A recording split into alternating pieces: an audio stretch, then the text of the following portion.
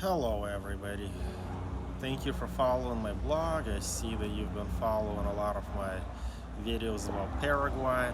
Pros and cons video, pros and cons of living in Paraguay has garnered a lot of attention.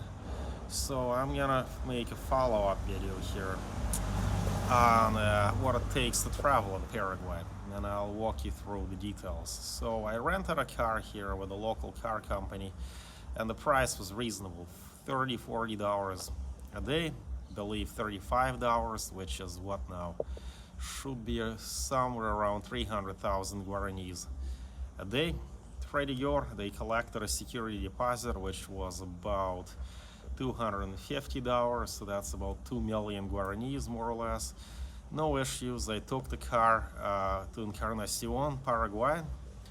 And, that was the drive was a bit of a challenge, 5 to 6 hours. The roads are windy, poorly maintained. The infrastructure in Paraguay is pretty shabby. I just say that. Now, when I crossed over into Posadas, Argentina, there was definitely a noticeable improvement in the quality of the infrastructure. So, on my way back from Encarnacion, I was pulled over by the police. Little did I know that apparently in Paraguay, you need to have your lights turned on at all times, even if it's daytime. And you can see why, since the roads are so poorly maintained and the visibility is so limited that you do need to have your headlights on. That's just a reasonable precautionary measure. So I didn't know that. I got pulled over, and the policeman pulled me aside, asked me to walk into the office so he could give me some information. And then, of course, the information was that he was going to give me a ticket and attach it to the car, meaning the car owner, the rental company, would also be responsible for that ticket if I were not to pay that. And of course, the process of paying the ticket is always a bit convoluted. Paraguay is still a developing nation. It's descended from Spain, which is a deeply bureaucratic society in so many ways. That's something that I will be discussing in some of our future videos. So to cut the long story short, paying the ticket in Paraguay is no picnic. It's a slow, tedious, convoluted, gut-wrenching, time-consuming process. You definitely want to avoid that. So I took the opportunity to ask the policeman if he were to offer any opportunity for me to pay the ticket here and now. And of course, he said, sure you can. You can pay the ticket in cash, and I'll even give you a discount. Instead of writing you a ticket for 620,000 guaranis for not having your headlights on, we can call it an even 500,000 if you pay in cash. So there we had it. I paid a ticket of 500,000 guaranis, which is a little over $60, $62, $63. And I was on my way, and the policeman did his due diligence to show me that I was still clean in his system and that he did not cite me. And that although the owner of the car had some outstanding tickets, that amount is not going to change, and it's gonna be like that. So I was off the hook just like that. Paid the ticket and paid 500,000 guaranis on the spot, straight to go. Then I rented the car again, the same car with the same company, and this time they did not even bother charging me the deposit. They just left it at that. And this time I went to Ciudad del Este on the other side of the country, moving all the way east instead of south. That's where I went on Federal Highway 2. Federal Highway 2 is the most well-developed highway in Paraguay. That's where the speed limit is the highest, where the roads are very well maintained and in some ways even comparable to what you find in the United States, parts of Europe. So that trip went fine as far as it was. When I arrived in Ciudad del Este, that was definitely a chaotic city, overcrowded, poorly lit roads. Some of the highways don't even have dividing lanes. A lot of times you'll see 2 or 3 cars trying to merge into the same highway lane. That's Paraguay for you. That's Ciudad del Este. And what is Ciudad del Este? Well, that's just a giant flea market where you have a hustle and bustle, people trying to sell everything in the same tiny crowded place, where anything from clothes to groceries to what have you, hardware supplies, it's all there. It's all at discounted prices, and of course there's no rule of law there. There is barely any police presence. There's cameras everywhere. Of course, there is no such thing as a one-way street or a two-way street. It's everything you can imagine. There are always motorcycles driving on the pedestrian sidewalk. There are 6 or 7 cars in the same lane instead of 1 or 2.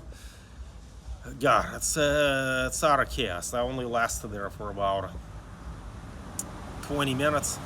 I decided that there's just nothing civilized about this place. Now, that's not to say that all of Paraguay is like this. On the contrary, I'd say that Ciudad del Este just has so much more disorder and chaos than any other Paraguayan city that I've been to. I wouldn't generalize from that. So I went over from Ciudad del Este to Puerto Iguazu in Argentina. I took a ferry to go there. Pretty easy process, 10-15 minutes. Buy a ticket, get stamped out of Paraguay, and then you arrive in Puerto Iguazu. That's where you can go see the famous waterfall park. Keep in mind, Ciudad del Este, Puerto Iguazu, and Foz de Iguazu have the famous triple border, where you have the majestic waterfalls. They're world famous for that. Now, the Argentinian side of the triple border is obviously much more orderly, much better maintained. The roads are wider, and you get the sense that you're in a European country. That there is none of that chaos, confusion, and constant hustle and bustle that defines the Ciudad del Este. Oh, that was definitely a memorable experience. And leaving Argentina to go back to Paraguay, I took the same ferry. Again, easy and a straightforward process, 15-minute ferry ride. Very cheap fees. The ferry goes maybe every hour and a half, and you'll pay a maximum $5-6 to go by car. On my way back from Ciudad del Este to Asuncion, I ran into some trouble. As you can see, as I have previously mentioned, Highway 2 that runs between Asuncion and Ciudad del Este is the busiest highway and the most well-developed and the most up to standard highway, most sophisticated in terms of infrastructure. That's where you can drive your car legally up to 120 kilometers per hour, at least 110. But the tricky part about it is that this highway is not a conventional interstate that you may find in the United States, where you go from city to city without any stops. Sometimes you'll run into red lights, sometimes you'll have to pass through a village, and speed limits do change rapidly, so you do need to pay attention. You can easily go from 110 kilometer per hour speed limit to 40 kilometers in the blink of an eye, and if you're not paying attention, you're going to be speeding and possibly driving recklessly without having intended to do so. And I was not feeling well. I came down with a bug, and I was not paying much attention to the speed limits, and apparently I was driving over 100 kilometers per hour in a territory, in a zone that was 60 kilometers an hour. So I was pulled over by the police yet again. And they explained that the reason why the speed limit was suddenly fell to 60 kilometers is that there was a hospital nearby. And that on Interstate 2, it's important to pay attention to change in speed limits. You can't just assume that if it's 110 kilometers, it's going to stay there. Speed limit may drop to 40 kilometers per hour, literally a kilometer later. And of course, here we go again. The policeman tells me that he has to write me a ticket of 2.5 million guaranis for reckless driving. I told him that, gosh, I don't have that kind of money on me. And besides, I don't know how I'm gonna pay the ticket. I'm a tourist in this country. So he says, fine, if you want to pay the ticket here and now in cash, we'll call it 2.1 million guaranis, which is now what, $260.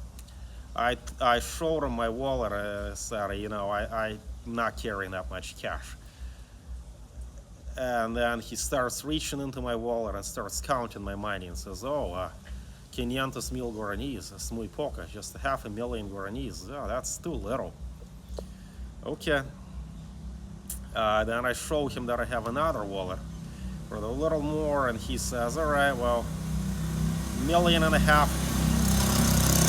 you're clean. Oh, that's gonna be a little over, I want to say, $180. As I pull out my second wallet and start handing them money, 100,000 bills at a time, the drivers passing by began honking at him as they knew what was going on. So he just stuffed his whole hand into my wallet and pulled out 1 million guaranis, and then he asked me to count another 500,000 in the other wallet and hand it to him. So that was that. No ticket. And there you go. That's how things work in Paraguay. Now, of course, are you required to do this? Do you have to give them a bribe? Not really. Then they're gonna write you a much more expensive ticket, and good luck to you finding a way to pay that, as that process is not so straightforward. So there you have it, folks. Discounts offered for cash payments on the spot. That's Paraguay for you. Thanks for following my travel blog. If you'd like to book a free consultation, check out the link below, and you'll be hearing from me again soon.